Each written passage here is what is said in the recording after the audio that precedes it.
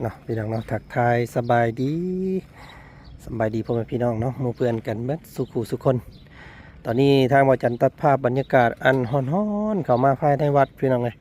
วัดมหาโศกเนาะอยู่เมืองอาสะพังทองแขวงสะหวรรณเขตเด้อพี่น้องเลยเนาะตอนนี้ทางเพิ่นกำลังลงมือเนาะอาจจะเฮ็ดศาลาปะเรียนนี่พี่น้องเลยเนาะว่าต่อเป็นหม่องกราบไหว้บูชาเนาะของพระพุทธศาสนาของพ่อแม่พี่น้องไงเนาะวัดมหาโศกเด้อพี่น้องแดดอันร้อนๆมื้อนี้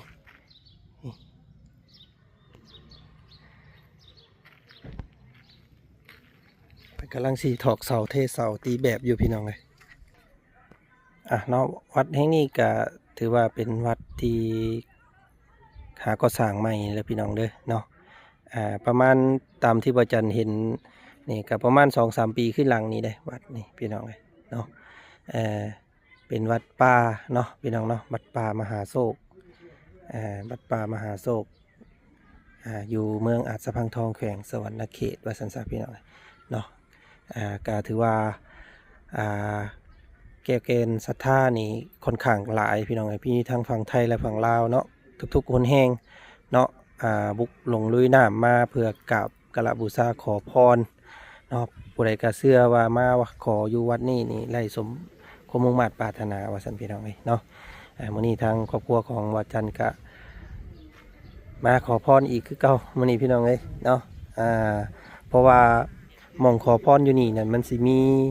6 บอนเพื่อเละพี่น้องเนาะ5 บอน6 บอน7 บอนมีพญานาคแล้วก็พระพี่น้องเนาะแล้วก็ท้าวเวสสุวรรณแล้วก็อุปคุตเนาะก็มีอีกอย่างอีกแน่พี่น้องหลายบอนเนาะสินวลีพระสินวลีก็มีเนาะแล้วก็เดี๋ยวสิพาพี่น้องไปเบิ่งพี่น้องเนาะจำบ่ได้แต่ว่าจันก็ได้เนาะจำได้แต่พญานาคเนาะมีพระโตแล้วก็เจ้าเวสสุวรรณพี่น้องแล้วก็พระอุปคุตเนาะแล้วก็พระอีกอย่างอีกแน่หลายอย่างอยู่พี่น้องเนาะ6 หม่อง 7 บ่องเพื่อแหละว่าซั่นซะเดี๋ยวมาต่อยอดต่อศรัทธาน้ำเพิ่นก่อนเนาะมื้อนี้นั่งลงลูกนั่งลงแม่ครอบครัวก็เดี๋ยวเอามาอีกแล้วแก่แก่ศรัทธาดีแก่แก่ศรัทธาทานสื่อยังนอกขอบครัวหอกจันถึงกระไดมาตอนยอดต่อบุญต่อกุศลสั่งหอแจกใส่พ่อแม่ครูบาอาจารย์100,000 กีบอาสาธุขอให้มีเงินมีคำความเก็บยาสุดใดความไข่ยาสูมีหาเงินได้เก็บเงินอยู่กับครัวดูเย็นเป็นสุขปรารถนาสิ่งใดขอให้ได้สิ่งนั้นสมดังมรดกอันปรากฏในเมืองคนอย่าซื้อจนเงินใส่แพ้สบายหรือสอยนินพลอยหอยสั่งมโนในใจหวังอยากได้ยังก็ให้ได้เด้อสาธุติดตามมาด้วยยุ่งไม่ออกขอบครัวแมวคำนางเปิดกระไดมาต่อยอดต่อบุญต่อกุศลใส่พ่อแม่ครูบาอาจารย์50,000 กีบอาสาธุขอให้มีเงินมีคำความเจ็บใจสุดใดความไข่ยาสูมีหาเงินได้เก็บเงินอยู่ครอบครัวดูเย็นเป็นสุขปรารถนาสิ่งใดขอให้ได้สิ่งนั้นสมดังมโนรสอันปรากฏในเมืองคนอย่าสิจนเงินใส่แพ้สบายหรือสอยนินพลอยหอยสั่งมโนในใจหวังอยากได้ยังขอให้ได้เด้อและตามด้วยอันไปอันมัดแขนอยู่พุ่นเด้อโดยขอบใจเด้อเนาะพี่น้องเนาะวันนี้ก็ได้มีโอกาสมาทำบุญอยู่วัดมหาโศกพี่น้องเนาะวัดป่ามหาโศกเอามาอีกแล้วแก่แก่ศรัทธาดีแก่แก่ศรัทธาทานสื่อออกแล้วต่อยอดต่อศรัทธาน้ำเพิ่นเนาะขอบคุณขอบคุณเป็นกระไดมาต่อยอดต่อบุญต่อกุศลใส่พ่อแม่ครูบาอาจารย์นั่งลงกี่มาสาธุขอให้มีเงินมีคำความเจ็บใจใดความไข่ยาสูงมีหาเงินได้เก็บเงินอยู่ครอบครัวอยู่เย็นเป็นสุขปรารถนาสิ่งใดขอให้ได้สิ่งนั้นสมดังมโนรสอันปรากฏในเมืองคนจะซื้อจนเงินใส่แพ้สบายหรือสอยนินพลอยหอบูนมือบ้างหนึ่งดู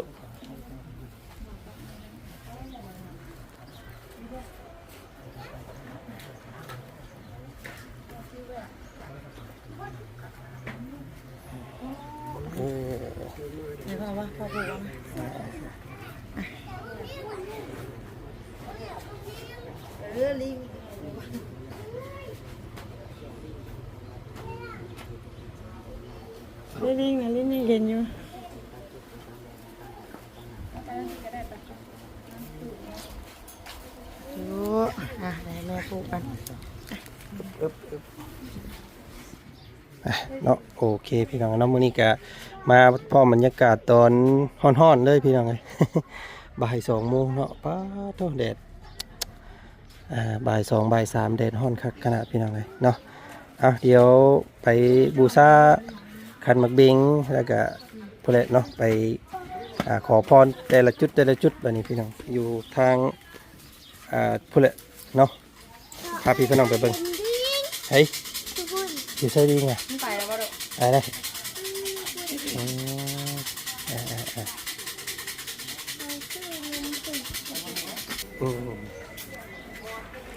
เอาตัวนี้แหละงาม10,000 เขาในเพจช้างที่ อันนี้คือขั้นตอน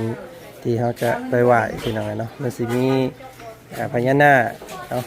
มีพญานาคพระเวสสุวรรณแล้วก็พระศิวลีเนาะพระอุปคุตพี่น้อง เกี่ยวเกี่ยวเกี่ยวสถาดีเกี่ยวเกี่ยวสถาทานเนาะโยมไม่ออกนะพร้อมเดินออกตัวกับได้มาอุปโภโมทนา ไปเบิ่งแต่ละจุดพี่น้องสิพาพี่น้องไปเบิ่งอีกเนาะวัดแห่งนี้นะเป็นพี่น้องทางฝั่งไทยได้พี่น้องเนาะเป็นผู้ประกอบส่วนมอบธรณีให้เนาะพี่น้องทางฝั่งไทยเป็นผู้สมทบในการมอบดินมอบธรณีทรงนี่แหละพี่น้องเนาะก็หากระสร้างไม้พี่น้องแต่ว่าเป็นที่นิยมหรือว่าที่นับถือเนาะพี่น้องหลายคนมาต้องได้มาว่าซั่นซะเพราะว่าเสื้อเนาะว่ามาขอได้สมความมุ่งมั่นปรารถนาว่าซั่นพี่น้องไว้เนาะสมกับชื่อวัดเพิ่นเนาะวัดมหาโศกว่าซั่นพี่น้องไว้วัดป่ามหาโศกเนาะนี่แหละตอนย่างมาเฮาก็สิได้เห็นบรรยากาศแบบคล้ายๆอยู่เมืองจีนพี่น้องเลยเนาะนี่เป็นโพรมเป็นประตูโพรม ทางยางมาแล้วก็สิพบสิพ่อครับจุดแรกเลยพี่น้องเลยเนาะเป็นพญานาคเนาะลูกเนาะโอ้พญานาคคูพญานาคคูพญานาคไฮโซว่าซั่นซะฮ้อน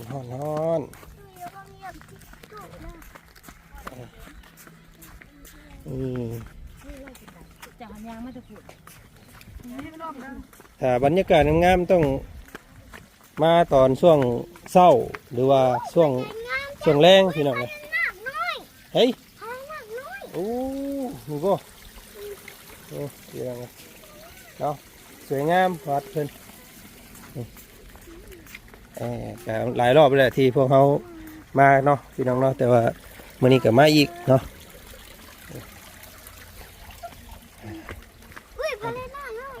มาเด้อพี่น้องเนาะมาทำบุญมื้อนี้เป็นวัน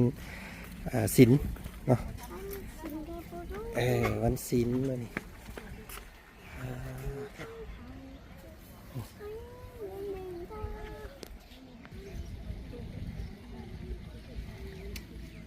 เนาะจุดนี้ก็แมนจุดแรกที่เราต้องมากราบเนาะพี่น้องไงเนาะมีนี่แหละพญานาคคู่พี่น้องไงเนาะคาถามหาโศกมหาเฮงมหารวยเนาะนี่มาเจ้าอันนี้ค่ะอาจารย์ร่วม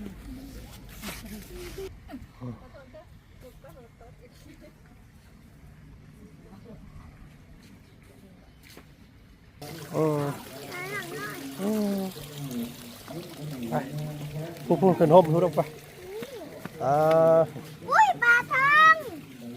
อะไรช่างปลาทองดูพี่มันหนู ตกได้ไปตัวขนาดใหญ่เอากระเป๋าลูกเอาเงินก่อน ปูนสมปูนเงินได้น้องห้องได้มาเต็มกระเป๋า ไปลูกไป เนาะ โอ้ยต้นยังดิ อืมเย็น เลี้ยงอันนี้ ๆพระใหญ่ อ่ะเศร้าโฮมก่อนกันเลย มาจุดเองเด้อแม่ ฮะ มาจุดเองเด้อ เจ้าอีแยะ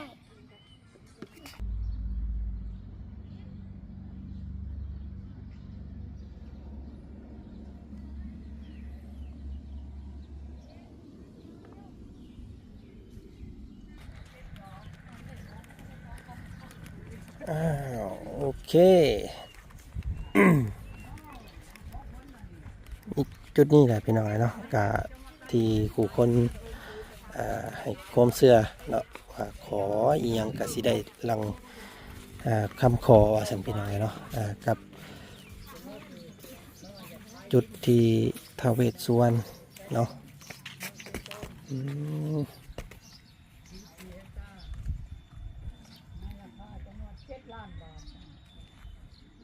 หาได้ขายจะมาแก้ด้วยหมากไม้ก็อย่างต้นหนึ่งต้นน้ำแดงเบิดคลองคน อืม นอกจากประเด็นนั้นเจ้าที่ เรือจนน้อยเลยทีนี้ ซื้อน้ำซื้อง่ายมาถวายเพิ่มเติมคุณจะซื้อได้ โอ้ จะสิจิตสิใจเจ้าสนามมันเลย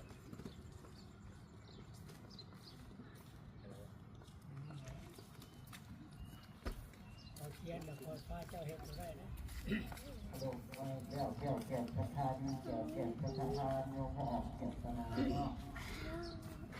มาจากบ้านอุดมวิไลนครไกรสอนแสงสวรรค์เขตเอาเพิ่ม มันก็บ่มีอะไรสี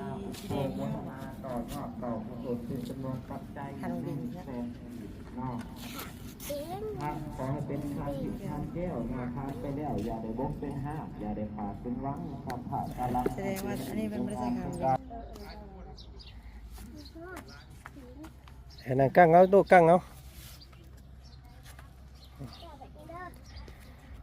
คาถาเปิดดวงเปิดทรัพย์เปิดโชคพี่น้องเนาะเป็นสิมีบท ไม่แล้วเกี่ยวกับชาดีเกี่ยวกับสถานา สวดให้พระสันซะเนาะ พอออกจ้างพร้อมด้วยไม่ออกล่านอกมาจากบ้านนาไกลกันได้มาอุปโภโมทนาต่อยอดต่อกุศลเป็นจำนวนปัจจัยอยู่100,000นอกขอให้เงินไหลน้องทองไหลโฮมครอบครัวอยู่เย็นเป็นสุขนอกสุขที่แน่ทำสิ่งใด เอ้ยเถอะหอนกดโป้พี่รอพี่น้องเลย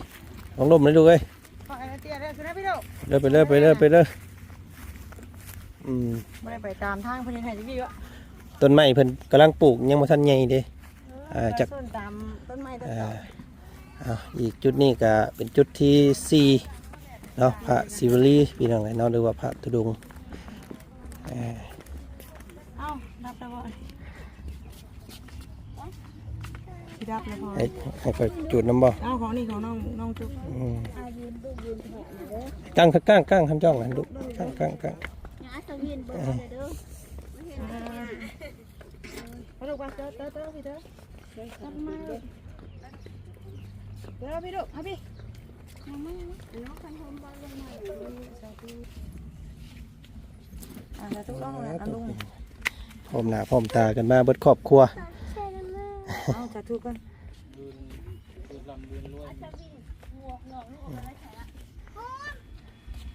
สาธุขอให้ร่ำขอให้รวย ขอความสุขความเจริญก็ให้สุขขังพลังมันยืน เอาแม่กันเจ้า เนาะต่อมาเป็นจุดที่5นี่พระสังฆจายตัวนี้พี่น้องไงเนาะเป็นพระสังฆจายแปลว่าพระสังฆจาย วิทย์หนีวิทย์ศิลป์ ก่อพรให้ ศิลป์แล้วเราเนี่ย วิทย์หนีวิทย์ศิลป์วิทย์ วิทย์ดินฟิวลงวิทย์ดินเบิ้ง ช่วยแล้วก็วิทย์ทุกข์เนาะมีทรัพย์มีโชคว่าสันซะนะนำพระสังฆจายเป็นพี่น้องนอกจากมีบทสวดเนาะคักเน่พี่น้องนี่พอได้มีหนี้พอได้มีสินมีความช่วยเนาะก็มาขอมิ่งพรน้ำเพิ่นพี่น้องเด้อเนาะเป็นจุดที่5จุด จุดที่หกเนาะจุดที่หกในพี่น้องเลยหกมีทั้งหมดมี7จุดเนาะพี่น้องเนาะมีทั้ง7จุดว่าซั่นซะ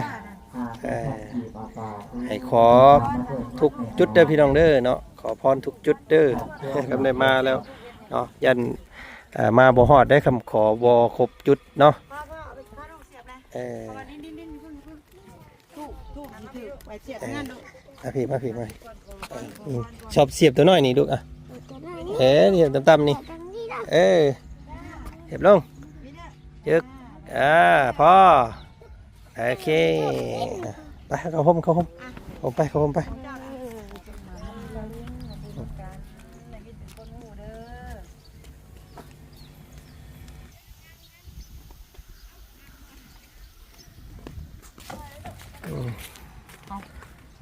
โจ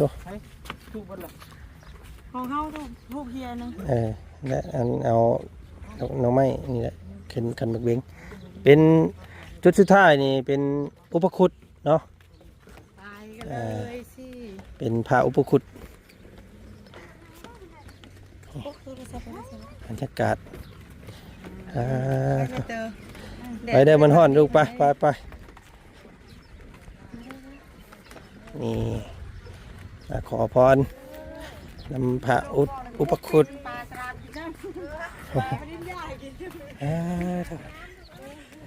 นี่มานั่งอยู่ห่มผู้ลูกไป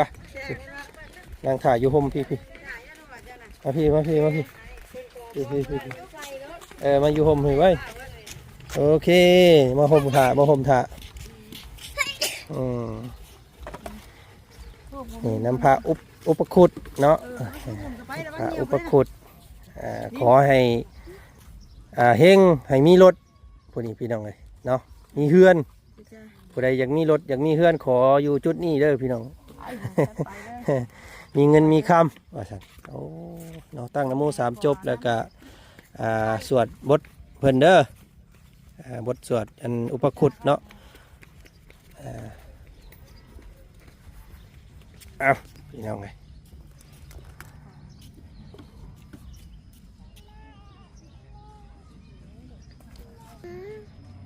นี่ได้พี่น้องเลยเนาะทางบาจันสีอ่านบทสวดขอรถขอเฮือนให้พังด้วยพี่น้องเด้อตั้งนะโม3จบแล้วก็ตามด้วยอุปคุตโตจะมหาเทโลสัมพุทเทนะวิญญากโตมาลันจะมาละภะลันจะโสอิทามิ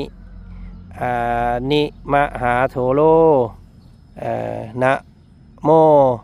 สิตวาปะทิทิโตอะหังวันทามิอิทาเนวะอุปคุตตังจะมหาเตลังยังอุปทะวังสตังวิทังเสติอะหิสะโตมหาลาพังภะวันตุมีเนาะสาธุพี่น้องเนาะสำเร็จเรียบร้อยจบ7จุดเด้อพี่น้องเนาะขอ7บอลเนาะต้องไล่แต่จักบอลไปพี่น้องเอ้ย